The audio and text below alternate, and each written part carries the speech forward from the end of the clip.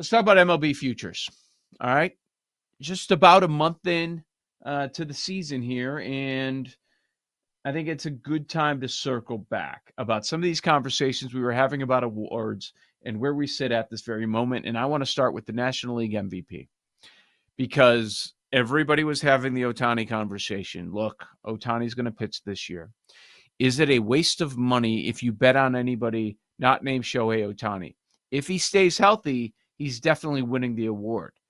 We could be seeing history, 3 straight MVPs. We could be seeing history, 4 MVPs in 5 seasons. And the word we're getting out of LA is he's not pitching. Is that, okay, let's push it back a little bit more. He's going to pitch at some point, but we don't know when. Well, what we've heard over the last few days is he's months away from pitching. Months away. If he's months away, what is their record going to be at that point? Are they going to have the division locked up? Would they push it? Would they push it if you're 2-3 months away? So now we're saying past the All-Star break, then maybe he could pitch. And then how much does that add to his value for the MVP? I'm thinking now the NL MVP might be more bettable than it was a month ago, Sam. In terms of betting Ohtani or betting somebody else? Betting somebody else because it was Ohtani's still the favorite. Best price you can get right now is about plus 230. But everybody was scared off because you can't beat Ohtani.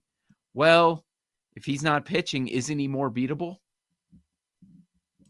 I don't know. I'm looking right now at the market. I see Ohtani basically 2-1, depending on where you shake, if it's 210 or 205 or whatever. I wouldn't bet that. Carroll at MGM is 4-1. Tatis 450. Kyle Tucker is 4-1. And I'd love to get Jake's thoughts. I know Jake was talking about Tucker the other day. Tucker 5-1. Pete Alonso has been tearing the cover off the ball. He's 10-1. Is it sustainable? I don't know. But if you made me bet that market right now, I might go Alonso 10-1. So again, Ohtani 2-1, Carroll 4-1, Tatis 450, Tucker 5, Alonso 10. Let's talk about these Mets. Is that the Met that you would go with? Would you go somewhere else? Because I think there's a few that could be in this conversation. And look, we're talking about a 10th of the way through the year. So some of these aren't going to pop right away. But, Lindor has in the past. And I see Lindor at 50-1. So yes, some of these other Mets are off to a better start. But when you get the value of 50-1, and maybe you disagree with the premise that you're willing to go somewhere else, that, hey, if Ohtani doesn't pitch, it doesn't matter, that you think he's going to win anyways. Yeah, I also, over the last couple of days, have been coming around to the idea that Ohtani isn't just the guy that's going to win, especially because even as a hitter this year, he's been fine. He's been very good still, but by his standards, he's been just fine. And I saw something yesterday that Fernando Tatis Jr. is on pace to hit 55 home runs and steal 59 bases right now, which we just saw them give the award to Ohtani last year because he did 50-50. If somebody does 55-55 or 60-60, they'll hand that award over right away. Now, the thing with Tatis is, can he stay off motorcycles and steroids and whatever else weird stuff happens to him?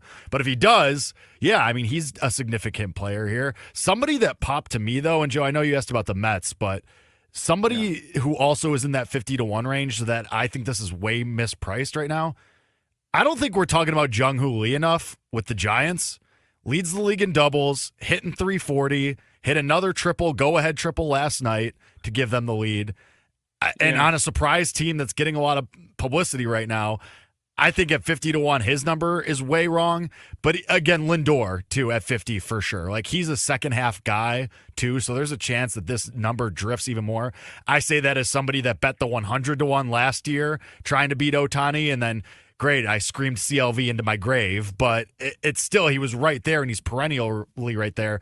If I had to pick a Met, it would be Lindor. It wouldn't be Alonso, because for as hot as he gets at the plate, the cold streaks are coming inevitably, too, with him.